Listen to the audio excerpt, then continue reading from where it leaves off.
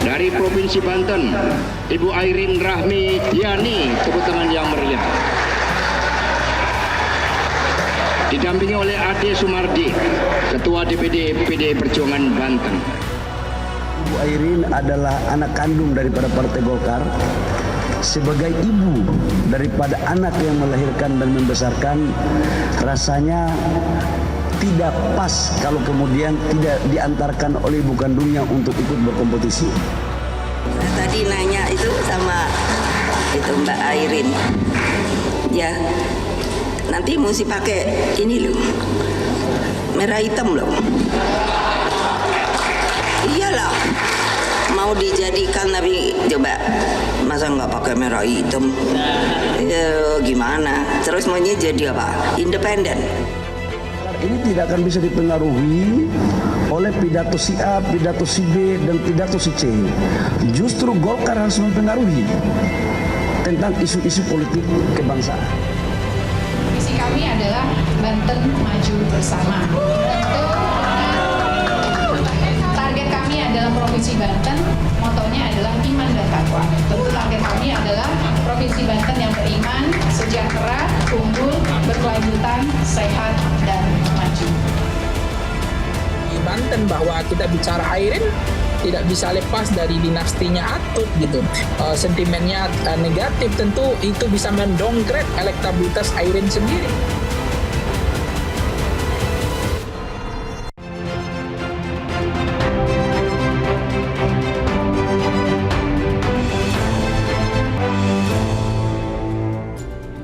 Halo, selamat malam pemirsa. Langkah Airin Rahmidiani untuk maju menjadi Banten 1 bisa dikatakan penuh lika-liku. Tidak dapat restu dari Partai Golkar yang membesarkannya di awal-awal. Angin segar dukungan justru datang dari PDIP yang menjadi rival kuat koalisi Kim Plus. Lekat dengan image politik dinasti, mampukah Airin dan Ade mematahkan stigma itu dan memenangi Pilkada Banten? Inilah panggung demokrasi, drama politik Airin, polemik pencalonan hingga isu dinasti.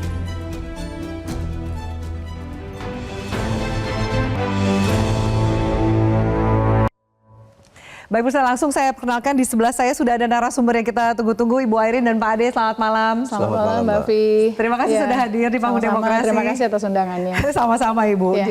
Kalau kita lihat kayaknya sudah dari senyumnya ini sudah merekah nih, sudah lega rasanya kayaknya Bu Airin. Sudah dan belum, karena kan pilkadanya 27 November ya Pak Ade.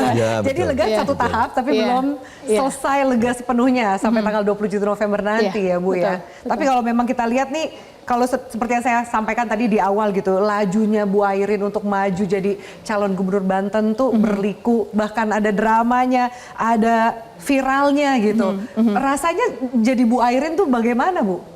Yang pasti setelah proses kemarin itu saya tambah meyakini bahwa pasti ada hikmahnya dan saya harus lebih istiqomah lagi dengan tujuan saya ikut pilkada, karena di awal pun juga saya lebih kepada hal ingin memberikan kebermanfaatan, kemaslahatan, selamat dunia dan akhirat. Tentunya ini menjadi hal bahwa kita di agama kita di Muslim sangat-sangat jelas di Al-Quran surat Al-Imran 126 yang pada intinya bahwa kekuasaan kerajaan di muka bumi ini milik Allah. Tuhan sebetulnya sudah menentukan siapa yang jadi gubernur, siapa yang jadi bupati, wali kota, presiden.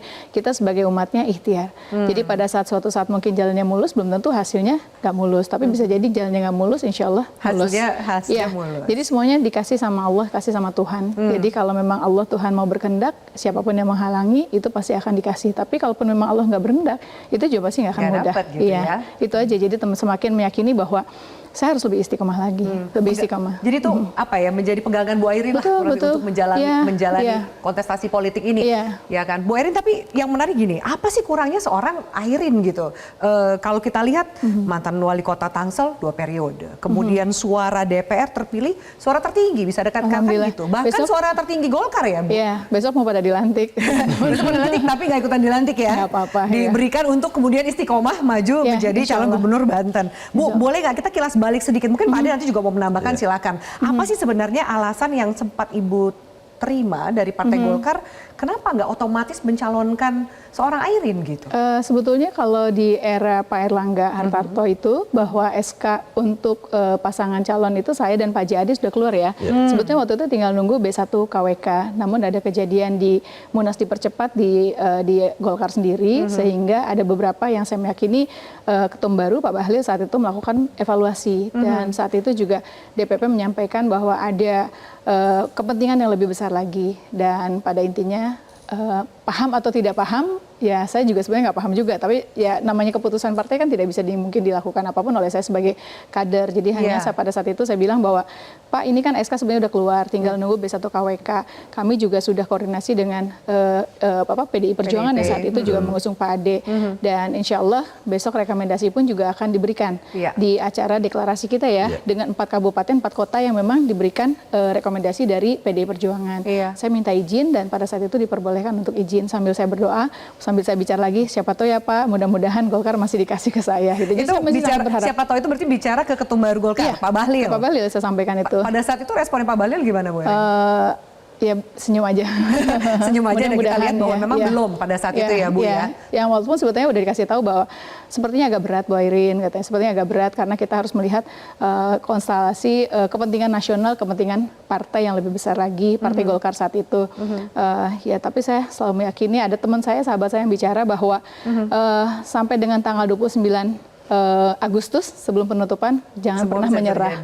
Jadi bismillah terus ikhtiar semuanya. Ada sahabat saya menyampaikan hal tersebut. Tapi apa yang membuat akhirnya Bu Airin tetap kekeh untuk maju menjadi cagup meskipun bisa dikatakan partai mencalonkan pasangan yang lain, sudah diberikan juga putusan final dari partai bahwa sepertinya nanti dulu dengan berbagai alasan, tapi apa yang membuat Ibu Airin tetap akhirnya maju bahkan nggak didukung partai sendiri, mendekati partai yang bisa dikatakan mungkin rivalnya kompetitif sekali dengan partainya Bu Airin?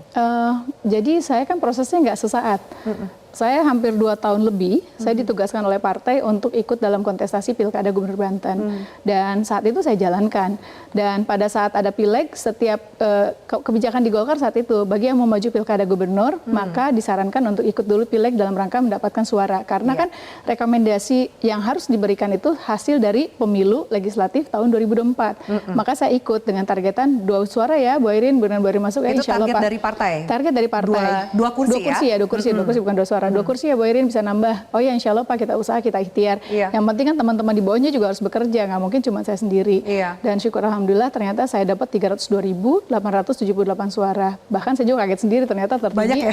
Iya alhamdulillah. Nggak nyesel Ibu, nggak dipilih, nggak dilantik, nggak nyesel? Udah istiharoh dan majunya mendingan jadi pemimpin Banten. Jadi saya jalankan semuanya. Sebagai pengurus DPD Golkar Tangsel diminta untuk pengurus DPP Partai Golkar mengurusi perempuan, yaitu bidang perempuan dan kesatuan perempuan Partai Golkar, itu pun juga sudah saya jalankan. Jadi pada saat kemarin partai nggak mengusung, memang ada pertanyaan buat saya salah saya di mana dan seperti apa. Tapi ya saya memahami apa yang menjadi keputusan dan kebijakan partai, walaupun saya tetap berdoa dan berharap mudah-mudahan Golkar tetap ke saya. Kalau untungnya jadi Pak Ade, kalau kemudian ternyata Bu Airin berubah pikiran, Pak Ade mungkin pasangannya bukan sama Bu Airin loh Pak Ade. Mungkin dari versi Pak Ade ceritanya seperti apa tuh sampai kemudian akhirnya Bu Airin tetap menuju melabuhkan hatinya lah meminta dukungan dari PDIP Pak Ade? Pertama begini, kan di semua partai ada proses ya, ada mekanismenya. PDI Perjuangan juga sama, seperti yang disampaikan oleh Ibu tadi bahwa kita membuka pendaftaran di PDI Perjuangan Banten. Dan yang daftar itu dari internal dan eksternal. Yang internalnya itu salah satunya saya dan Bang Rano. Yang eksternal Ibu Airin. Jadi internal itu ada 2 orang, eksternalnya banyak lah. Salah satunya adalah Ibu. Ya itulah yang kita ini kan ke DPP. Kita sampaikan bahwa ini yang daftar ke kita. Mengenai gunjang-ganjing itu perjalanan lah. Ujian kesabaran untuk jadi seorang pemimpin. Saya kira itu aja. Yang sabar juga bukan cuma Mbak Airin, Pak Ade juga kayaknya ujian kesabaran buat Pak Ade juga ya. Soalnya gini, pada saat memang waktu itu partai tidak memberikan, itu kan pada saat setelah putusan MK. Pada putusan MK dan ada satu kesempatan di mana PDI Perjuangan sebetulnya bisa sendiri ya Pak ya, bisa sendiri saat itu. Yang saya pikirkan hanya bahwa hasil survei seperti itu pun juga bukan karena kerja saya sendiri, tapi kerja 2 tahun lebih teman-teman struktur partai di tingkat kabupaten kota, pengurus kecamatan, pengurus kelurahan dan desa, jaringan, relawan. Jadi manakala saat itu saya berhenti, terus gimana orang-orang yang selama ini membantu saya gitu. Itu yang saya bayangkan yang mereka sudah yang mendukung Ibu Airin. Yang mereka sudah memberikan materi, moral, dan juga tentunya segala sesuatunya sehingga sampai di posisi seperti ini. Jadi manakala kesempatan ada, saya bismillah, saya izin juga dan itu diperbolehkan juga oleh Partai Golkar. Ya saya jalan. Dan satu pertanyaan sempat ada pertanyaan juga dari teman-teman, mungkin temannya Mbak Afi yang bilang, kok Bu Airin ambisius banget sih, karena kan udah jadi DPR, tapi tetap aja ngotot gitu kan ya Mbak ya pertanyaannya. Kurang lebih gitu kan, kekeh banget nih. Iya, saya cuman jawabannya kemarin, terima kasih kepada Agim. Saya pada saat selesai saya ditanya itu, saya buka Instagram, scrolling, tiba-tiba muncul Agim yang menyatakan, janganlah ambisius karena jabatan, tapi ambisilah karena kebermanfaatan. Itulah yang akhirnya saya berpikir, yang tadi saya bilang, ternyata saya harus lebih istiqomah dengan tujuan saya awal. Dari 2 tahun yang lalu saya putuskan untuk maju pun juga lebih kepada hal bagaimana bisa memberikan kebermanfaatan. Oke, dan pasangannya ini berarti nama Pak Ade ini bukan muncul seketika ya? Memang dari awal ternyata sudah dijodohinnya sama Pak Ade ya Bu ya? Ada proses, ada tahapannya Pak Ade ya. Di PDIP ada tahapannya, mungkin Pak Ade juga sebelumnya dengan siapa, saya pun juga sama. Kita juga komunikasi, bahkan saya daftar di semua partai yang buka saat itu. Jadi semua partai yang buka pendaftaran, saya pendaftaran. Walaupun saya juga jadi kepikirannya apa saya kayak masuk anak sekolah gitu kan, zaman dulu kita yang belum tentu kita terima gitu juga ya. Cari cadangan mana yang bisa masuk. Belum tentu juga kita terima, tapi pengalaman saya karena kita harus menyentuh semuanya. Karena kalau pilkada itu kan lebih kepada figur, partai politik adalah yang mengusung. Lalu cerita kemudian bagaimana strategi ke depannya ketika satu sisi ya, Ibu berlabuh ke partai yang kita lihat bahwa menjadi kompetitor dari koalisi Golkar pada saat itu, di awal-awal itu gitu. Bagaimana strateginya dan bukankah itu, maaf ya, mungkin kalau tadi Pak Bahlil bilang ini ibu kandung, ini anak durhaka nih jangan-jangan gitu. Enggak ya, kalau menurut saya sih sebetulnya politik itu dinamis. Saya mulai ikut dalam politik itu periode kedua sebagai ketua DPD. Walaupun sebelumnya sempat ikut-ikut beberapa kegiatan aktif di Partai Golkar, tapi bukan jadi pengurus. Saat jadi pengurus yang pengurus itu di tingkat kota Tangsel dan juga tentu saat kemarin ikut masuk di DPP Partai Golkar. Belajar dari pengalaman, politik itu dinamis. Dan politik itu adalah kepentingan, bagaimana memberikan kebermanfaatan dan ketemu di titik tertentu untuk bisa. Jadi menurut saya yang tidak ada apa ya, kalau di politik itu tidak ada kawan atau lawan yang abadi, itu saya lihat itu. Jadi makanya pada saat kemarin setelah Pileg, Pilpres, saya pikir udah selesai kan, ini nggak ada masalah apa-apa lagi kan, kita jalan-jalan aja. Jadi saya silaturahmi dengan semuanya. Aja tuh ya. Saya silaturahmi dengan semuanya karena saya berpikir menjadi contoh kan pada saat Pilpres 2019 Pak Jokowi dengan Pak Prabowo saling merangkul kan di situ juga kan gitu. Dalam arti bahwa ini pun juga pada saat Pileg Pilpres selesai, pilkada sesuatu yang berbeda gitu kan, harusnya sesuatu yang berbeda dan cair untuk bisa berkomunikasi. Dan saya melihat tidak bisa sama di antara 37 provinsi maupun juga 514 kabupaten kota. Tetapi saya memahami pastinya setiap masing-masing DPP partai politik di Indonesia ini kan ada kebijakan-kebijakannya gitu kan. Jadi apa pertimbangannya dari PDIP akhirnya setelah banyak yang melamar juga? Kalau tadi Pak Ade bilang salah satunya Bu Airin gitu. Oke, Bang Rano sudah ditugaskan ke Jakarta. Jadi Pak Ade nih. Nah, lo kemudian kenapa akhirnya PDIP tetap memilih Ibu Airin? Kita harus objektif menilai Ibu ya. Di mana kan elektabilitas Ibu kan tinggi. Artinya dan itu juga kita kan punya jaringan di bawah, akar rumput lah ya. Kita juga nanya-nanya ke akar rumput, bagaimana untuk Banten ini siapa sih yang layak jadi gubernur? Ternyata hampir rakyat Banten sebagian besar itu inginnya Ibu Airin. Nah, itulah yang menjadi pertimbangan partai sehingga ini kita laporkan ke DPP. Kita jelaskan ke DPP, fakta yang seperti ini, mekanismenya kan tergantung DPP. Dan alhamdulillah DPP, terutama Ibu Haja Maimunah Soekarnoputri, ini merekomendasi kami berdua. Intinya itu. Dan sesuai dengan hatinya Pak Ade juga nggak? Iya, sesuai. Sebenarnya udah kenal lama belum sih Pak Ade sama Bu Airin nih? Saya kenal beliau kan wali kota, saya wakil bupati. Jadi sering ketemu dan juga saya juga nanya-nanya juga di Tangerang Selatan, dari mulai masyarakat yang paling bawah sampai ke pejabatnya saya tanya, jujur aja saya tanya tentang Ibu. Dan semuanya itu positif. Apa jawabannya? Masa gara-gara ada Ibu Airin sehingga tuh jadi pasangan Ibu Airin. Serius? Ini baru tahu ya Bu Airin? Apa? Contohnya apa? Pertama soal bagaimana pembagian tugas. Pembagian tugas antara Ibu Wali Kota dengan jajarannya. Ternyata kan positif semua. Intinya bahwa oke lah. Kalau yang namanya wakil itu kan membantu daripada gubernurnya. Artinya matahari kan harus satu, nggak boleh ada matahari dua. Itu kenapa? Karena yang kita urus adalah rakyat. kalau matahari duluan nanti kepanasan. Udah. Saingan malah ya? Malah saingan. Oke. Malah jadi nggak baik. Jadi udah mengukur peran juga lah Pak Ade ini ya. Karena saya jadi wakil bupati 2 periode kan udah tahu persis. Ya, jadi ada permintaan dari teman-teman PDI Perjuangan waktu itu, Bu Airin jangan sampai wakilnya jadi cuman gunting pita. Saya bilang enak banget jadi wakil gunting pita aja Pak Ade, masa nggak Tapi banyak kerja? loh yang bilang Pak Ade enak banget dapat pasangannya Bu Airin karena surveinya tinggi banget gitu. Enggak Pak Ade lah, terus nggak gitu mungkin. nggak? Tetap Nggak, harus ya? bersama-sama. Apalagi Iya, nanti pada saat bersama. insya Allah Betul. amin menang dan dilantik, pengalaman saya ya dengan Pak Benyamin Daphni sebagai wakil wali kota Iya. Tangsel harus saling melengkapi. Nggak mungkin wali kota bisa berjalan sendiri, apalagi gubernur dengan luas wilayah yang begitu besar. Iya. Dan mudah-mudahan Pak Ade yang perwakilan dari Banten Selatan bisa memberikan masukan kepada kita sehingga kita bisa membuat kebijakan yang tepat untuk di wilayah Banten Selatan dan tentu saling mengisi dengan segala kelebihan kekurangan. Sebagai manusia pasti saya jauh dari sempurna, Pak Ade juga sama. Tetapi kita sebagai kepala untuk bersama-sama harus ada harmonisasi gitu. Jadi itu Oke. penting dalam waktu 5 tahun untuk bisa menyelesaikan apalagi janji-janji saat kita kampanye. Betul sekali. Oke, kita harus jeda Bu Erin. Tapi Iya. saya putarkan dulu ada video yang viral. Pasti Bu Erin Pade udah kebayang. Kita akan puterin video yang mana. Video dari pidato Ketua Umum PDIP Bu Megawati yang dinilai cukup keras ya. Ini urusan warna. Terutama untuk warna Bu Airin pada saat deklarasi dukungan. Kita simak bersama statement yang disampaikan oleh Ketua Umum PDIP Ibu Megawati Soekarno Putri berikut ini. Saya tadi nanya itu sama itu Mbak Airin.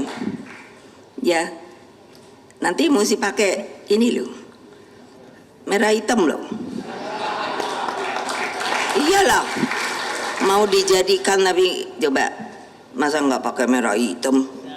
Ya gimana? Terus maunya jadi apa? Independen? Ya cari independen. Urusan warna baju merah hitam lalu kemudian berubah jadi kuning dan segala macamnya. Seperti apa tanggapan Bu Airin? Dan juga mungkin Pak Ade bisa menambahkan cerita di balik statement Bu Megawati itu apa sih, kenapa sih gitu untuk meluruskan mungkin sentimen yang ada di luar sana. Tapi kita jeda dulu, usai jeda kita lanjutkan. Pemirsa Panggung Demokrasi tetaplah bersama kami.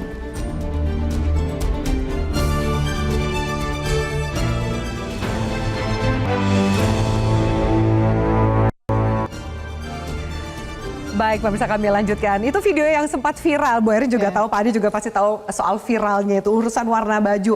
Sebenarnya benar nggak sih Bu, Ibu Mega tadi sempat mengatakan saya tanya kepada Anda, maksudnya mungkin merujuk pada Bu Airin gitu. Lalu kemudian harus pakai baju merah hitam.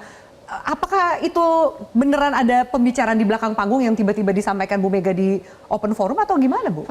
Kita merujuk ya Pak Ade ya, pada saat deklarasi sehari sebelumnya yang disampaikan oleh Pak Ahmad Basara bahwa saya bersyukur, terima kasih tentunya PDI Perjuangan, Bu Mega, Pak Ahmad Basara dan juga Mbak Ning sebagai pengampu yang pada saat kemarin menyampaikan bahwa PDI Perjuangan tetap konsisten dan komitmen mendukung saya, mengusung saya dan Pak Ade untuk maju dalam Pilkada Gubernur Banten tanpa masuk menjadi kader PDI Perjuangan. Walaupun kata Pak Ahmad Basara juga sangat terbuka pintunya untuk bergabung sama-sama, betul ya Pak Ade ya. Gitu. Jadi pada intinya jadi nggak ada syarat dukungan jadi kader. Ya saat itu pun juga kita lagi fokus gimana caranya, kan harus daftar ya Pak Ade ya. Jadi persyaratan pribadi aja masih banyak yang harus kita benahin. Belum lagi persyaratan partai dan yang lainnya. Nah pada saat dikasih tahu bahwa untuk penyerahan rekomendasi dari untuk provinsi itu harus secara langsung secara protokolernya oleh Ibu Megawati sebagai Ketua Umum Partai, maka kami datang dan disampaikan pakai baju nuansa merah. Ini salah saya, jadi ambil hikmahnya bahwa kebiasaan teman-teman di PDI Perjuangan adalah baju warna nuansanya merah hitam. Saya malah merah putih, ya simple saya, oh ya baju warna, ya udah ambil situ aja gitu. Jadi sekali lagi mohon maaf kepada teman-teman PDI Perjuangan yang saya tidak detil bertanya seperti apa. Tapi suasana di sana juga sama, Bu Airin masuk PDI Perjuangan aja. Ya itu semua disampaikan kepada saya gitu. Jadi pada intinya apa yang disampaikan oleh Ibu Mega lebih kepada hal ya beliau mungkin juga sangat terbuka kepada kita semuanya untuk bisa masuk sama-sama ke PDI Perjuangan sebagai keluarga besar dan secara kedekatan dulu atau periode pertama sebagai wali kota pun juga saya didukung dan diusung oleh PDI Perjuangan saat kali menjadi wali kota di Tangerang Selatan periode yang pertama. Jadi itu lebih kepada hal apa yang disampaikan beliau benar adanya kok Mbak. Jadi Mbak Afi, jadi perempuan mesti tegas, kita harus turun ke lapangan, berapa jumlah anak yatim, apa yang disampaikan Ibu benar semuanya. Jadi menurut saya bahwa Ibu sebagai seorang perempuan memberikan motivasi kepada kita bahwa kita berpolitik pun juga memang nggak boleh lembek, nggak boleh gimana, karena harus tegas Harus juga tough harusnya. gitu ya, Iya, betul, harus betul. kuat gitu ya. Betul, betul. Tapi apakah kemudian sempat terbesit untuk menjawab permintaan dari teman-teman PDIP, ayo masuk ke PDIP, sempat kemudian terbesit untuk mengatakan iya? Waktu itu kita fokus untuk pendaftaran, karena kita nggak kepikiran lah, makanya dalam waktu singkat ya Pak De ya, kita harus segera daftar, persyaratan harus segera dipenuhi, walaupun sebetulnya kan masih ada masa untuk perbaikan dan yang lainnya, tapi prinsipnya saya dan Pak Ade waktu itu kita mesti bisa memenuhi persyaratan tanpa ada perbaikan-perbaikan, kalaupun ada perbaikan jangan terlalu banyak. Jangan gitu. terlalu Jadi banyak. kita setelah itu kan langsung kita ke Tangerang ya, kita langsung Pak Ade juga ke Lebak untuk segera menyelesaikan persyaratan-persyaratan yang harus dipenuhi. Pak Ade itu kalau menjelaskan, kalau itu kan dari kacamata Bu Airin ya kan, kalau dari kacamata kader PDIP sendiri sebagai Pak Ade itu bagaimana menerjemahkan statement dari Bu Mega yang mengatakan ayo harus pakai baju merah hitam gitu kan? Itu apa maksudnya? Begini, itu kan sebenarnya pakaian seragam kita ya, merah hitam itu. Pakaian kebesaran PD Perjuangan, merah dan hitam. Ini juga jangan disalah artikan, sebenarnya bukan soal merah hitam yang disampaikan oleh Ibu. Pertama ada yang disampaikan oleh Ibu Airin tadi betul, bahwa kayaknya yang diambil kan tidak dijelaskan sama kami juga. Harus merah hitam, enggak juga sebenarnya. Sehingga Ibu yang penting nuansa merah udah selesai kan gitu ya. Pas kebetulan di situ Ibu menyampaikan seperti itu. Poinnya bukan itu sebenarnya, tapi ada amanat yang lebih penting ke kami berdua ketika menerima rekom. Yaitu bagaimana tadi sampaikan, urusi anak yatim, jangan ada stunting. Maka stunting persen-persenan harus 0. Nggak boleh ada seperti itu. Sama turun ke lapangan ya? Betul, sama turun ke lapangan. Sapa rakyat, dengarkan apa aspirasi rakyat. Jadi Ibu Ketua Umum itu sayang betul ketika ada seorang perempuan tangguh yang memang layak untuk jadi pemimpin, beliau pasti mendorong. Nggak ada kapal untuk melaju gitu. Betul. Jadi lebih melihat Ibu Mega dari kacamata itu ya. Bukan kode untuk kemudian mengajak Bu Airin. Enggak, lebih ke arah bagaimana agar seorang perempuan ini juga melihat beliau, Ibu Airin kan sangat luar biasa, Bu.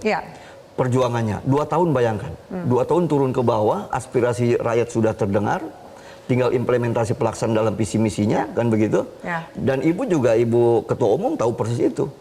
Sehingga lebih ngedorong ke kami, oke, kalian turun ke bawah, dengarin apa jangan sampai ada yang busung lapar segala macam. Jadi supportnya nggak main-main. Tidak main-main. Untuk Bu Airin. Tapi sebenarnya ada hikmahnya. Kalau mungkin tadi Bu Airin katakan ini istiqomahnya gitu ya. Ternyata dari peristiwa itu, orang Golkar siapa yang pertama kali telepon Bu Airin menanggapi statement dari Bu Mega? Karena saya sempat mendengar ini mungkin isu di belakang panggungnya teman-teman media ya. Katanya Bu Airin tuh nangis ketika Bu Mega mengatakan itu gitu. Enggak sama sekali enggak. Jadi malah enggak ada ya Pak Ade ya, Pak Ade saksinya kok di sebelah saya saya, Ibu Menteri, Bu Bintang dan juga Pak Ade. Jadi pada intinya bahwa saya malah seneng gitu, dalam arti gini, Ibu sayang sama saya, berarti kan sama saya, sama perempuan-perempuan kita yang berpolitik, bahwa ya tadi yang saya sampaikan, perempuan harus turun, kita harus tegas gitu kan, harus keras dengan lantang menyampaikan. Dan saya malah bersyukur dan berterima kasih karena terus terang dari dulu pun juga salah satu politisi perempuan yang menjadi idola dan menjadi inspirasi bagi saya adalah Ibu Megawati. Terlepas sebagai manusia pasti ada kelebihan dan kekurangannya. Tapi saya melihat beliau orang yang hebat, yang bisa memimpin partai begitu besar dengan di dalamnya beraneka ragam, bermacam-macam latar belakang dan yang lainnya, dan tetap sampai dengan hari ini menjadi pemenang pemilu dan seorang perempuan. Dan bagi saya itu menjadi inspirasi saat saya dulu mulai turun di kontestasi dan ikut dalam politik. Jadi dari dulu, jadi bukan hanya hari ini saja, sebetulnya dari sejak sebelum jadi wali kota jadi pun juga. Ceritanya sudah panjang sekali. Jadi pada saat lihat Ibu ya, menurut saya ya beliau adalah salah satu inspirasi bagi saya untuk perempuan berpolitik. Dan Golkar kemudian berbalik haluan dan akhirnya mendukung. Itu bagaimana ceritanya, Bu? Ya tentunya saya bersyukur, alhamdulillah. Ya, siapa orang Golkar yang pertama kali telepon Bu Airin? Bu Tatu, kakak saya, kakak sebagai ketua DPD Golkar Banten menyampaikan malam ini ada pertemuan untuk bertemu dengan ketum dan kita akan ketemu, dan alhamdulillah, syukur alhamdulillah ya. Akhirnya saya dikasih rekomendasi dari dari Partai Golkar, karena kan kalau kemarin kita nggak boleh pakai baju kuning ya Pak. Iya, nggak boleh pakai atribut partai, nggak boleh baju kuning. Tapi kan ya saya melihatnya pada saat deklarasi Pak Ade. Jadi teman-teman yang 2 tahun nemenin saya keliling-keliling, terus yang mungkin hari ini juga sudah menghasilkan survei begitu tingginya gitu kan, terus tiba-tiba mereka nggak boleh memakai atribut yang mungkin jadi kebanggaan juga buat kami, izin Pak Ade, buat teman-teman yang di lapangan terutama ya, karena saya tahu persis kalau orang yang berpolitik tuh kalau namanya di lapangan ya Pak Ade ya, mereka kayaknya udah benar-benar menjiwai kan ya. Mungkin Pak Ade juga teman-teman PAD penting ya. Itu menjadi identitas gitu Iya, ya. betul. Oke, nah ini lanjutan dari cerita yang tadi kita diskusikan gitu ya. Ternyata Pak Ade juga kan kemudian ke Golkar menerima surat rekomendasi. Iya. Ada juga rupanya mungkin balasan dari Pak Bahlil. Kita simak dulu bersama. Nah saya minta tanggapan Bu Airin dan Pak Ade ya. Kita simak bersama pemirsa berikut ini. Meminta kepada kader partai manapun untuk ikut masuk di Partai Golkar. Karena itu Pak Ade Sumardi, Ketua PDIP, jangan khawatir. Kami tidak akan minta untuk menukar warna baju untuk baju kuning. Bapak tetap kami bangga dengan baju merah saja. Jangan khawatir Pak Ade gitu kan, bahwa nggak usah pakai tuker-tukeran baju segala gitu. Pak Ade kira-kira pada saat itu gimana tuh ceritanya? Kita aja yang nonton deg-degan gitu, waduh ini disindir balik gitu. Enggak, sebenarnya bukan sindiran itu loh, biasa aja. Di politik kan biasa itu gimmick politik biasa lah. Candaan politik. Itu gimmick politik ya. Bagaimana Pak Ade menerjemahkan statement Pak Bahlil tadi? Pertama bahwa secara pribadi saya juga terima kasih ke Golkar yang awalnya tidak ke kita, tapi alhamdulillah juga merekomendasi saya dan Ibu Airin. Berarti kan partai besar PD Perjuangan dan Golkar merekom kita. Mengenai saya pakai baju merah, ya emang itu baju kebanggaan saya. Saya itu dari ranting, Mbak. Saya di PD Perjuangan itu dari ranting, bukan baru-baru ini, tapi dari pengurus desa melari ke jadi pengurus Korwil, jadi di bawah di bawah DPC, baru pengurus kabupaten, bendahara DPC, baru sampai ke DPD. Jadi itu bukan hal yang singkat, tapi panjang sekali dari nol saya di partai ini. Makanya saya pakai baju merah itu ya kebanggaan buat saya. Ya, jangan kemudian Pak Ade yang jadi ganti jadi kuning kan. Tapi jujur saya itu waktu itu mencandain juga ke Ibu. Bu, kalau misalkan pakai baju merah nggak apa-apa, mau pede kita logoin aja gitu. Oh gitu ya, masih usaha Candaan aja gitu ya, masih usaha aja, dilogoin gitu. Kita tahu Pak Bahlil kan saya kenal udah lama, emang beliau kan gayanya juga begitu. Gitu kan. Gayanya nyeleneh aja gitu ya. Iya. Oke, nah sekarang kalau mengukur kekompakan sejauh ini, kalau kita lihat ternyata kan kalau ada yang bilang ini kayaknya kawin paksa nih Airin sama Pak Ade nih gitu kan, kawin paksa dalam secara politik gitu. Karena Bu Airin sudah kemana-mana, akhirnya ketemunya PDIP. Bagaimana kemudian menyampaikan bahwa ternyata ini pasangan yang kompak dan sudah terbentuk chemistry-nya dari dulu gitu, Bu? Kita baru ketemu dekat ini pas kemarin setelah deklarasi ya sebenarnya Pak Ade ya. Setelah deklarasi pada saat kita menyusun visi misi, ketemu, terus Pak Ade menemukan apa di lapangan, hasil saya temukan lapangan, visi Banten Maju Bersama nih Pak Ade, saya udah lama, terus Pak Ade setuju sepakat karena ada disparitas antara Banten Selatan dan juga Banten Utara, jadi harus ada kebersamaan. Terus dengan 4 misi yang lainnya pun juga akhirnya ketemu chemistry-nya Pak Ade, jadi satu visi yang sama bahwa membangun di Banten selama 5 tahun harus seperti apa. Oke, jadi sebenarnya tidak perlu diragukan lagi ya kekompakan berdua ini ya kan? Insya Allah. Ya kan Pak Ade? Betul. Betul Karena ya? saya kan dari Banten Selatan ya, tahu persis bagaimana Banten Selatan. Kayak misalkan aspirasi untuk Cilangkahan, itu juga saya sampaikan ke Ibu. Ini teman-teman di lapangan seperti Ibu. Karena Ibu kan tahu persis di Tangerang Raya, saya di Banten Selatan. Makanya itu kita saling mengisi. Sering mengisi. Ini seperti itu aja. Baik, kita lanjutkan, kita akan membahas soal peta kompetisi. Seberapa sengitnya kita melihat bahwa ini yang dilawan adalah Kimplos. Kita juga tahu bahwa partainya banyak, kemudian kursi DPRD-nya banyak, termasuk juga influencer dan artis yang ikut berkampanye. Seberapa sengit kira-kira persaingan di Banten menurut Bu Airin dan juga Pak Ade? Kita jeda dulu, pemirsa, kami akan lanjutkan sesaat lagi.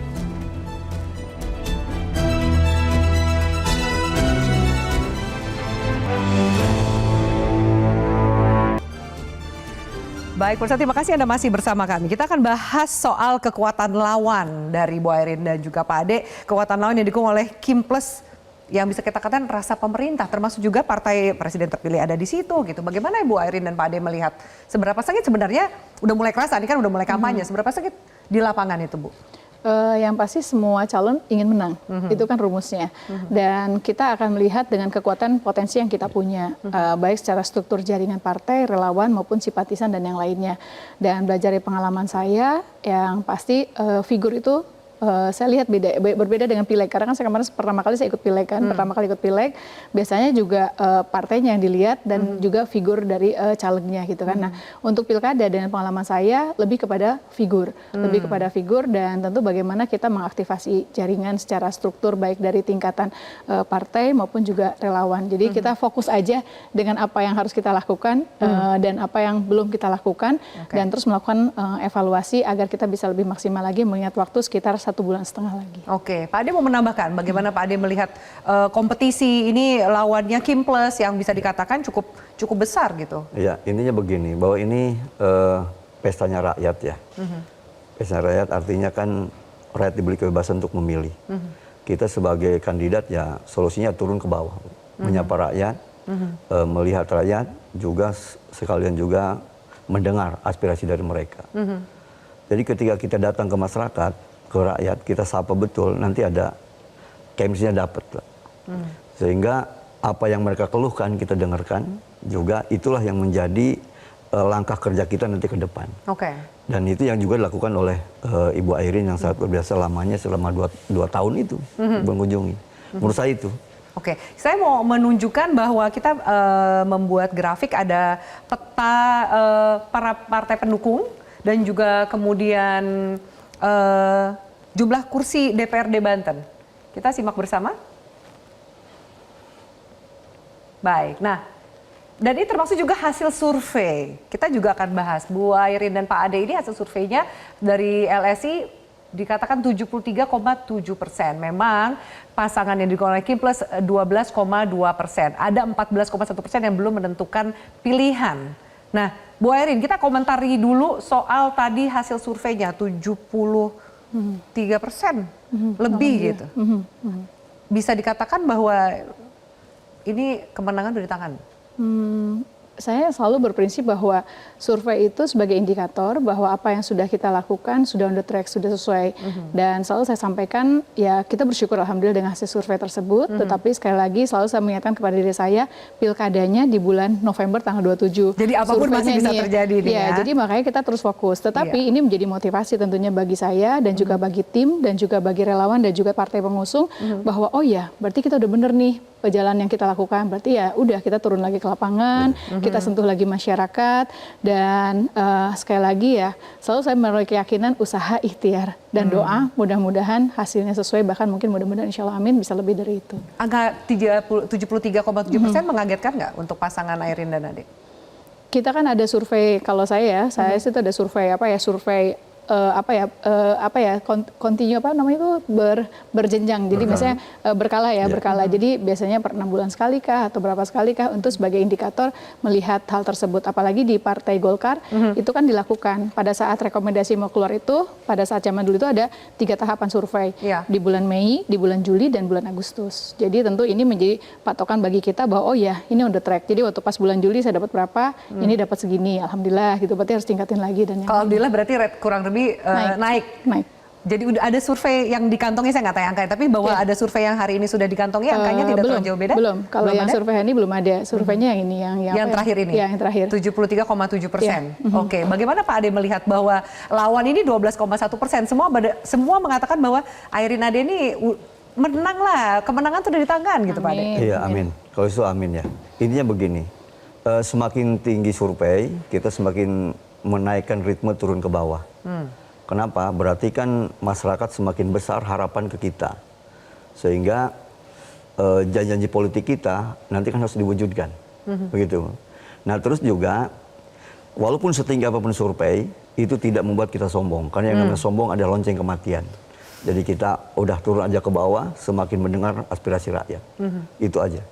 Ada mulai terasa ketika kompetisinya sengit di lapangan, karena per berita hari ini saya cek bahwa ada relawan Bu Airin dan Pak Ade yang melaporkan ketidaknetralan, betul? Soal isu itu? Dinamika politik ada, tetapi sesuai dengan kesepakatan ya Pak ya, pada saat kampanye damai di mana kedua calon juga hadir sama-sama, kami juga sama-sama dengan calon yang lain, di situ ada Forkopimda dan yang lainnya, ada KPU, ada Bawaslu. Tentu kita akan sangat berharap bahwa pilkada di Provinsi Banten berintegritas dan bermartabat sesuai dengan apa yang tagline kemarin salah satu yang disampaikan oleh KPU dan Bawaslu. Jadi mudah-mudahan itu bisa berjalan sehingga proses itu bisa sesuai dengan harapan kita, dan saya meyakini mudah-mudahan masyarakat bisa memilih sesuai dengan hati nurani masing-masing tanpa terintervensi ataupun juga memilih sesuai dengan apa yang menjadi harapannya untuk Provinsi Banten. Karena satu suara sangat berharga untuk untuk menentukan siapa pemenangnya. Banten hari ini dan juga ke depan. Oke, baik. Nah, salah satu image yang melekat di Banten itu, Ibu, adalah dinasti politik. Ini juga mungkin bukan hal yang baru yang ditanyakan kepada Ibu Airin gitu. Kita lihat seperti apa peta dinasti politik di Banten. Dan bisa dikatakan relasinya antara Bu Airin dan kemudian keluarga Ratu Atut itu menjadi salah satu contohnya. Bagaimana Ibu Airin melihat politik dinasti sebenarnya? Yang pasti kepemimpinan selalu saya sampaikan, tidak berdasarkan warisan, keturunan ataupun kekayaan, tetapi berdasarkan pengetahuan, kecakapan dan kemampuan, kerasnya kemauan dan juga tekad kita dan juga turunnya kita dan juga bagaimana kita untuk bisa mendapatkan kepercayaan dari masyarakat. Itu pengalaman saya. Jadi tidak serta-merta kita anak siapa bisa jadi, tetapi tidak serta-merta kita punya uang banyak belum tentu jadi. Tetapi bagaimana pengetahuan, kecakapan, dan juga kemampuan kita tentu untuk bisa menyampaikan kepada masyarakat dan kerasnya kemauan kita dan tekad kita. Oke, Pak Adi mau menambahkan soal politik dinasti? Begini Mbak, kenapa survei Ibu Airin tinggi sekali? Karena kan lihat rekam jejak ketika di Tangerang Selatan. Itu kan juga dilihat oleh rakyat, bagaimana keberhasilan beliau ketika menjadi wali kota. Dan itu juga menjadi perbincangan di rakyat Banten. Ditambah lagi beliau kan mau turun ke bawah, menyapa rakyat, berarti kan betul adanya. Apa yang dipraktekkan di Tangerang Selatan terbukti dengan apa? Dengan seringnya turun ke lapangan dan mendengarkan keluhan-keluhan rakyat. Itu menjadi pertimbangan mereka. Saya kira itu. Jadi intinya begini, rakyat Banten kan sudah pintar. Tahu mana yang harus dipilih oleh rakyat Banten. Kita ini sudah merdeka. Intinya biarkanlah pestanya rakyat ini menjadi kegembiraan rakyat untuk memilih. Sesuai dengan hati nuraninya. Tidak boleh ada paksaan dari siapapun. Karena ini bukan zaman Belanda lagi. Tapi politik dinasti itu juga menjadi salah satu mungkin kampanye negatif yang akan digunakan untuk menyerang pasangan Airin dan Ade. Mungkin aja, lawan mungkin aja. Kan yang namanya kompetisi kan bisa aja. Ya, cuma pengalaman saya ya kita tunjukkan aja dengan kemampuan kita dan juga kita memberi jika Allah menakdirkan ya Pak Ade ya, mendapatkan amanah dan kepercayaan ya kita tunjukkan dengan kerja-kerja kita untuk kebermanfaatan bagi masyarakat di Provinsi Banten. Dan pengalaman saya di Tangerang Selatan isu ini kan udah lama banget, udah ada gitu, dan saya pun juga tidak menafikan mengenai hal ini gitu kan. Jadi pada intinya ya sekali kembali lagi kepada diri kita, dan ini menjadi pemacu dan pemicu bagi saya untuk bisa menjadi manusia yang lebih baik lagi. Jadi ini isunya bukan menjadi beban? Enggak, malah menjadi motivasi. Menjadi motivasi agar kita bisa bekerja dengan secara maksimal lagi dan menyampaikan kepada masyarakat siapa Airin Rahmidiani dan Bapak Ade Sumardi. Oke, ada saya putarkan satu analisa dari pengamat politik Pangi Caniago berikut ini berkaitan dengan politik dinasti. Apakah masyarakat itu resisten nggak dengan dinasti politik? Apa mereka intoleransi dinasti politik? Apakah mereka setuju nggak dengan keluarga atau dinasti itu maju dalam pertarungan kontestasi? Itu jawabannya hampir merata, hampir 70% di daerah-daerah itu nggak ada yang setuju dengan dinasti politik. Mereka merasa alergi, merasa tidak nyaman adanya privilege bagi orang-orang untuk membangun dinasti, untuk membangun keluarganya. Itu nggak ada yang sentimennya negatif saya temukan gitu. Di Banten bahwa kita bicara Airin tidak bisa lepas dari dinastinya Atut gitu. Jadi bagaimana kemudian perang bukan lagi perang kalau di Jawa Tengah ya itu kan perang bintang ya, bintang coklat sama bintang hijau, bintang 3 sama bintang 4. Tetapi perang dinasti juga gitu. Jadi apa yang terjadi di Banten itu juga akan menarik untuk kita cermati ke depan. Apakah betul dinasti politik ini punya pengaruh? Sentimennya negatif, tentu itu bisa mendongkret elektabilitas Airin sendiri karena Airin tidak bisa lepas dari keluarga dinastinya Atut gitu. Jadi ini akan bagus apakah masih relevan bagi masyarakat. Baik, saya minta tanggapan dari Bu Airin. Ya. surveyor ya. Pak Panggi. Pak Panggi, mudah-mudahan dari survei yang terbaru bisa menyampaikan kepada kita. Jadi survei bisa menunjukkan dan bisa melihat sejauh mana sebetulnya pengaruh efek tersebut. Tapi bagi saya kembali lagi, kita tidak pernah bisa meminta untuk dilahirkan sebagai apa. Anak siapa, keluarganya siapa, dan kerabatnya siapa. Dan kembali lagi ke persoalan politik dinasti, bahwa apapun itu, mari kita tunjukkan. Mari kita tunjukkan kepada masyarakat siapa kita, siapa diri kita, dan apa yang akan kita lakukan dengan menyampaikan visi misi kita. Yang pasti program saya dengan Pak Haji Ade adalah Banten Maju Bersama. Karena saya melihat ada ketimpangan, disparitas antara Banten Selatan dan Banten Utara. Pengalaman saya di Tangerang Selatan sebagai daerah baru, kita nggak punya uang, semua orang nggak punya uang. Tapi bagaimana kita harus bisa melakukan terobosan agar kita punya uang, potensi pendapatan asli daerah. Jadi pengalaman saya di Tangerang Selatan, saat saya jadi wali kota, APBD-nya 1,2 triliun, usianya baru 4 tahun sebagai daerah baru, PAD-nya sekitar 125 miliar. Saya fokus, bagaimana kita kalau membangun, padahal pada saat itu 2010, Mbak jangan lihat Tangsel hari ini gitu kan. Karena dulu saya warga Tangsel dulu Bu. Iya, saya betul, kan? masih hutan dan kebun itu saya juga. Jadi 2010 tinggal itu, di sana melihat seperti apa situasi Tangsel. Jadi dari 125 miliar, alhamdulillah saya bersyukur di akhir masa jabatan saya, alhamdulillah potensi asli daerahnya naik menjadi 2 triliun.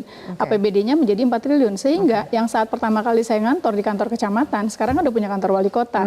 Puskesmas tambah sekarang jadi 35 puskesmas, rumah sakit jadi 3. Nah, ini kan juga bagaimana kita harus bisa melihat hal tersebut. Dan saya melihat di Banten ini masih banyak potensi yang sangat luar biasa yang belum bisa tergali. Tugasnya gubernur adalah melakukan koordinasi dengan pemerintah kabupaten kota, karena masyarakat ini ada di 4 kabupaten kota. Jadi tugas saya sama Pak Haji Ade sebagai koordinator pemerintah pusat dan juga di daerah. Saya bersyukur alhamdulillah pernah menjadi ketua TKD-nya Pak Prabowo dan Mas Gibran. Jadi saya hafal betul apa yang menjadi visi misi beliau, Indonesia Emas 2045, Indonesia Maju untuk menuju Indonesia Emas 2045. Dan potensi pembangunan Banten tuh ada. Iya, dengan cita-citanya beliau Pak Prabowo dan Mas Gibran, itu akan banyak bisa dilakukan di Provinsi Banten. Bagaimana kita sebagikan di 4 kabupaten kota. Jadi sekali lagi, mari kita bekerja, mari kita meyakinkan masyarakat, adu gagasan dan yang lainnya. Dan terlepas dari apapun, ya nanti 27 November itu akan menjadi jawabannya. Itu yang akan menentukan. Betul. Baik. Termasuk juga tadi Bu Eri mengatakan soal disparitas dari daerah utara dan juga daerah selatan. Termasuk kita akan bahas soal pemerataan pembangunan, apa sih strategi dan juga visi misi program kerja yang akan disampaikan terutama untuk warga Banten. Usai jeda pemirsa, tetaplah bersama kami.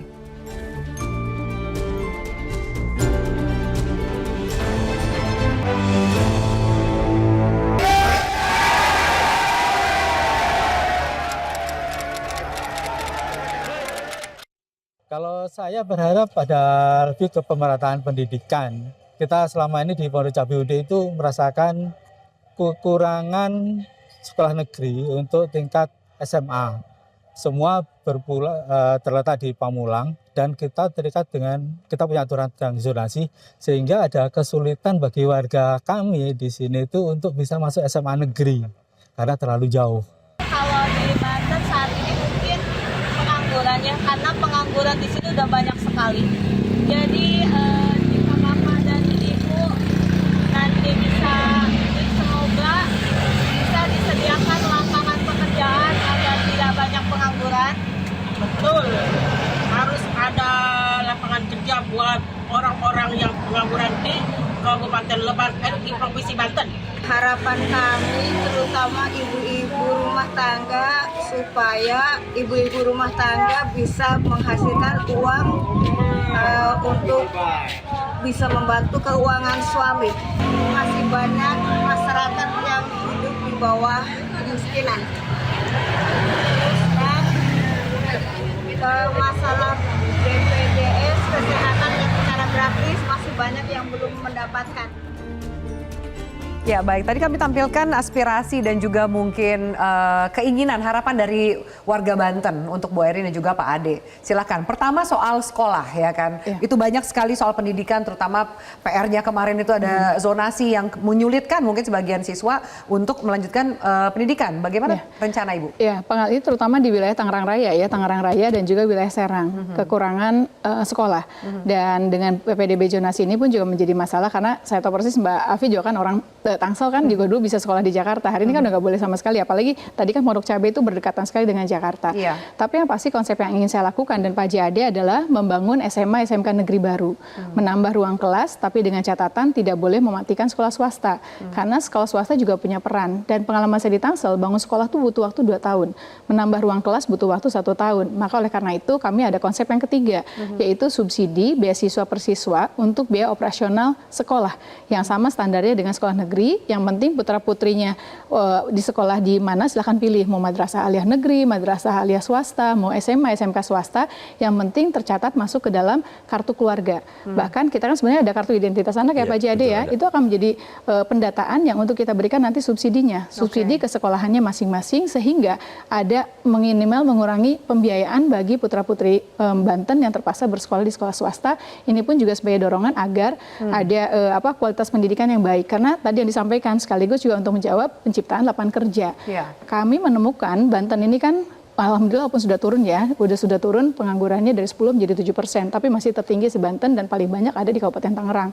Nah ini menjadi PR karena ternyata salah satunya adalah SMA kejuruan tidak sesuai dengan apa yang dibutuhkan lapangan kerja. Saya sendiri waktu turun pernah di setengah sawah ada sekolah menengah kejuruan, jurusan pertaniannya cuma sedikit, tapi jurusan administrasi perusahaannya sampai 2 kelas. Padahal di situ jauh dari pabrik, dari perusahaan, bisa dibayangkan yang diterima berapa, yang udah mau nganggur berapa. Nah ini PR saya dan juga Pak JAD bagaimana link and match itu terjadi.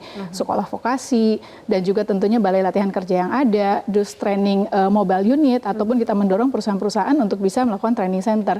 Tapi yang paling penting itu semuanya juga transparansi dan keterbukaan dari perusahaan-perusahaan yang ada di Provinsi Banten. Karena kami juga menemukan di lapangan adanya percaloan ya Pak Ade ya, sehingga akhirnya orang mau masuk kerjanya mesti bayar. Nah ini kan bagaimana kita, dan saya bersyukur alhamdulillah ternyata provinsi punya kewenangan yaitu dalam rangka pengawasan ketenaga kerjaan. Sehingga kita akan melakukan yang pertama dan paling utama nanti insya Allah saya dan Pak JAD, yaitu reformasi Dinas Tenaga Kerja. Sehingga bagaimana tugas pemerintah membuka lapangan kerja, dan juga yang keduanya adalah memberikan pelatihan skill kemampuan bagi masyarakat sehingga mereka tidak jadi menjadi penonton. Tapi yang nggak kalah pentingnya untuk pengangguran ini adalah bagaimana mendorong agar entrepreneur juga ada, pengusaha-pengusaha anak muda. Terus tadi juga menjawab yang ibu-ibu, bagaimana perempuan bisa gitu kan? Nah ini juga uang dapur. Nah ini juga hal yang simple, tapi mudah-mudahan ini juga bisa membuka lapangan kerja. Contoh misalnya ada pelaku UKM. Pelaku UKM ini jualan, ibu-ibu jualan kue. Dia pegawainya mungkin cuma 2 orang. Tapi pada saat kita dorong UKM itu untuk naik kelas, jadi minimal orderannya banyak, otomatis mungkin dia bisa jadi butuh 15 pegawai. Berarti ada 13 lapangan kerja di pelaku UKM yang naik kelas. 100 UKM aja yang kita dorong. Maka insya Allah 13 dikali 100 sudah 1.300 untuk buka lapangan kerja. Tapi memang masalah UKM ini kan permodalan, packaging, terus untuk pemasaran. Nah ini yang harus kita dorong, pemerintah hadir dan ada di situ. Baik. Bu Eri sudah menjawab soal pendidikan, mungkin Pak Adi mau menambahkan. Karena kan kita mengejar soal IPM, kalau kita lihat data yang ada gitu ya. Ini sebenarnya ada ketimpangan nih soal data IPM. Yang hijau itu yang kita lihat itu tadi Tangerang Selatan gitu, itu memang angkanya hijau, dalam artian bagus, tapi ternyata IPM Provinsi Banten ini masih di bawah IPM rata-rata Indonesia. Apa yang perlu akan dilakukan? Di luar menambah tadi subsidi, ada kemudian membangun sekolah, itu kan masih 3 tahun. Betul. Gimana targetnya? Yang pertama begini, yang perlu kita lihat adalah bagaimana setiap daerah itu berbeda ya, 8 kabupaten kota, terutama di Banten Selatan, Lebak Pandeglang. Itu juga rata-rata nama sekolahnya kan sangat kurang sekali. Itu kaitannya dengan berbagai macam sektor, termasuk bagaimana soal infrastruktur, itu juga berpengaruh. Ya, infrastruktur jelek atau yang buruk, maka secara otomatis juga akan mempengaruhi tentang ekonomi. Ketika misalkan di sana daerah pertanian, ke lahan pertanian yang nggak ada jalan, ke desanya nggak ada jalan, secara otomatis nanti tidak terakses. Pendidikan, ketika rakyat menanam singkong, nanam jagung segala macam nggak bisa dijual. Kenapa? Karena murah, rugi mereka nanam. Nah berarti mau tidak mau itu juga infrastruktur harus kita perbaharui atau harus kita perbaiki sehingga nanti ekonomi rakyat secara otomatis akan naik. Kalau sudah demikian, dengan sendirinya pendidikan juga akan meningkat. Jadi banyak faktor ini. Banyak faktor. Jadi pembangunan infrastruktur menjadi salah satu agenda untuk Betul. memperkecil disparitas antara Salah selatan satunya. dan utara. Ya, dan yang menarik yang saya temukan di lapangan ya Pak Jade ya. Jadi pada saat saya turun ke lapangan berbeda untuk Banten Selatan. Cenderung masyarakatnya ada yang juga nggak mau sekolah. Jadi kalau di wilayah Tangerang Raya ini kekurangan ruang kelas, kalau di Jadi sana malah kosong. muridnya yang kurang gitu, kosong. Karena mereka bicara, Bu Airin buat apa? Diajar matematika liur, pusing. Orang ntar kami jadi petani. Bu Airin ngapain juga? Ntar kami juga jadi ibu rumah tangga. Ini PR kita. Dan memang secara angka, misalnya contoh, kita di Tangsel 11, berapa tidak mencapai 12%. Karena masih ada orang tua. Masih ada orang tua yang dulu mungkin hanya lulusan SMP dan SD. Ini juga harus dibedah lagi. Makanya kenapa visi kami adalah Banten maju bersama. Jadi jangan pernah bangga dengan angka di tingkat provinsi, tapi bagaimana kita langsung membreakdown lagi di 4 kabupaten kota. Yang harus kita fokus terutama adalah anak putus sekolah. Ini juga penting. Jangan sampai banyak lagi anak putus sekolah. Kalau yang udah orang tua kan udah susah. Itu nggak bisa diapa-apain lagi kan. Kecuali mereka mau belajar paket ABC, ya seneng saya ya. Ngejar gitu ya. Seneng. Tapi ini kan, anak-anak ini tapi yang jangan sampai yang anak-anak yang masih produktif itu harus didorong agar mau untuk sekolah. Orang tuanya juga harus didorong aware terhadap pola pendidikan. Jangan hanya menyerahkan kepada guru dan kepala sekolah, tapi juga mereka melakukan pemantauan sehingga kualitas pendidikan juga itu penting. Makanya kenapa tadi saya sampaikan bahwa kita nggak mungkin kejar infrastruktur sekolah ya Pak De. Makanya salah satu konsep yang ketiga adalah beasiswa persiswa subsidi BOSDA-nya untuk anak-anak yang bersekolah di sekolah swasta. Kita kerjasama dengan swasta karena penting juga. Nggak mungkin kita hanya pemerintah sendiri bekerja untuk menyelesaikan urusan pendidikan, urusan kesehatan. Tadi yang diminta BPJS-nya belum. Nah ini juga PR. Kayak di Kota Tangerang, di tempat yang lainnya, di di Kabupaten Tangerang, Kota Tangerang, Tangsel kan alhamdulillah BPJS-nya udah baik. Tapi di kabupaten PR yang lain masih banyak ya. Tapi itu kan ada kewenangan di kabupaten kota. Berarti tugas kami mengkomunikasikan dan mengkoordinasikan prioritas apa yang dilakukan di 4 kabupaten kota sehingga kita memfasilitasi. Kan tugasnya provinsi itu kan keperwakilan pemerintah pusat di menjadi daerah. fasilitator dan komunikator iya. Ya itu yang penting yang saya kan sama Pak Jade pernah jadi di tingkat kota sama kabupaten ngerasa jadi ini harusnya udah tahu ya. Jadi harus diperbaiki komunikasinya supaya lebih lancar. Kan komunikasinya lebih betul. sejahtera. Komunikasi itu kan mudah, gampang diucapkan tapi kadang-kadang sulit. Jadi doain kita banyak sabarnya. Baik, terima kasih, selamat juga berkampanye. Ya, terima kasih banyak. Oh iya, saya juga sampaikan terima kasih kepada terutama senior-senior di Partai Golkar. Ada Pak Ical, Pak Ical, ada Pak Luhut, ada Pak JK, ada Pak Agung Laksono, ada Pak Cicip, Bang Doli dan semuanya juga yang selain Ketum Bahlil, Pak Sarmuji, turut berduka cita Pak Sarmuji tetap kuat yang terus mendorong dan memotivasi saya, Kakak Ai dan Pak Adis yang semuanya yang membantu dan mendorong kita. Dan juga terima kasih kepada keluarga besar PDI Perjuangan. Doakan insya Allah kita terus semangat dan partai-partai pengusung lainnya, buruh dan yang lainnya yang mudah-mudahan dengan kerja-kerja keras kita, kerja cerdas kita bisa meyakinkan masyarakat nanti bisa memilih dan menang dan dilantik. Yang paling penting dilantik juga ya Mbak. Dipilih dan dilantik. Jadi udah paripurna. Baik, kita lihat seperti apa nanti keputusan dari para pemilih warga Banten menentukan siapa pemimpin mereka. Terima kasih Bu Airin, Pak Ade untuk diskusi dan wawancara kita pada malam hari ini. Semoga bermanfaat untuk pemirsa kami. Selamat malam pemirsa, sampai jumpa. Metro TV. Jelajahi cara baru mendapatkan informasi. Download Metro TV Extend sekarang.